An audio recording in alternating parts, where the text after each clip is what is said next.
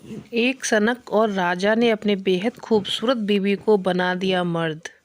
आज की कहानी आपको बहुत ही रोमांचक लगेगी और इस तरह की कहानियाँ आपको मेरे चैनल पे मिलती रहेंगी, तो प्लीज़ मेरे चैनल को सब्सक्राइब ज़रूर करिएगा।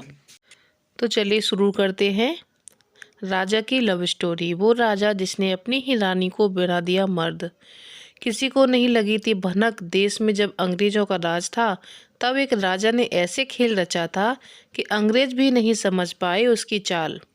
कपूरथला के राजा जगजीत सिंह ने ऐसा अपने पिता के कहने पर किया था। जाने पूरी कहानी।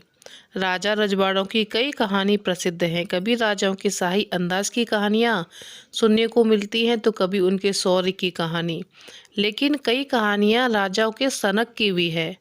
एक ऐसी ही कहानी कपूरथला के राजा की है जिन्होंने अपनी बेहद खूबसूरत पत्नी को मर्द बना दिया था और अंग्रेजों की आंखों में धूल झोंक दी थी। कपूरथला के राजा जगजीत सिंह के इस किस्से को सुनकर आज भी लोग चकित रह जाते हैं। आखिर एक राजा ने अपनी सनक पूरी करने के लिए कैसे अपनी पत्नी को मर्द का रूप दे दिया था और अंग्रेजी शासन को इसकी भनक तक नहीं लगी। आइए जानते हैं।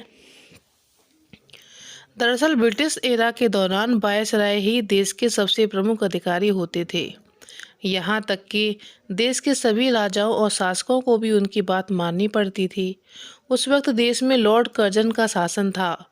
इस दौर में राजाओं को विदेश जाने के लिए वायसराय से परमिशन लेनी पड़ती थी, लेकिन पत्नी को ले जाने की इजाज़त नहीं हुआ करती थी। कपूरथला के राजा जगजीत सिंह अपनी शान और शौकत के लिए जाने जाते थे। उन्होंने वायसराय से यूरोप जाने की इजाज़त मांगी तो उन्हें शर्त पर यूरोप जाने की परमिशन दी कि वो अपने साथ कुछ सहायक ले जा सकते हैं, लेकिन उन्हें अपनी पत्नी को ले जाने की इजाज़त नहीं मिली, जिसके बाद वो बेहद परेशान हो गए। उन्होंने अपनी पांचवी पत्नी रानी कनारी को यूरोप ले जाने का वादा किया था, जिसके बाद उन्हें अपने पिता दौलत राम से सलाह ली कि वो अपनी पत्नी को मर्द बनाकर विदेश ले जाए। उस दौर में विदेश जाने के लिए पासपोर्ट की ज़रूरत नहीं पड़ती थी।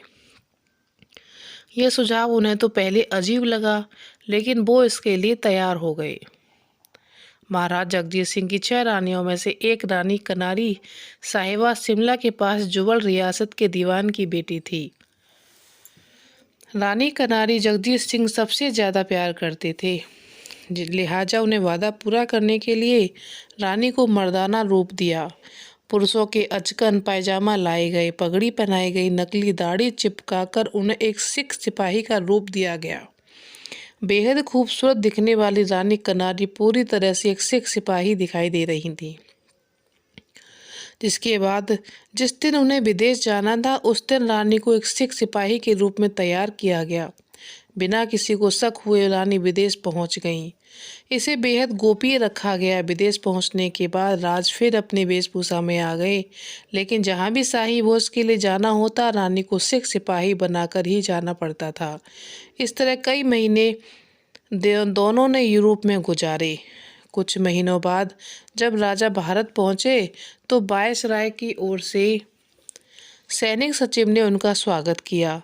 इस समारोह में भी रानी सैनिक की वेशभूषा में ही थीं, लेकिन कोई पहचान नहीं पाया। इस तरह से राजा ने अपनी रानी को विदेश ले जाने की सनक पूरी की।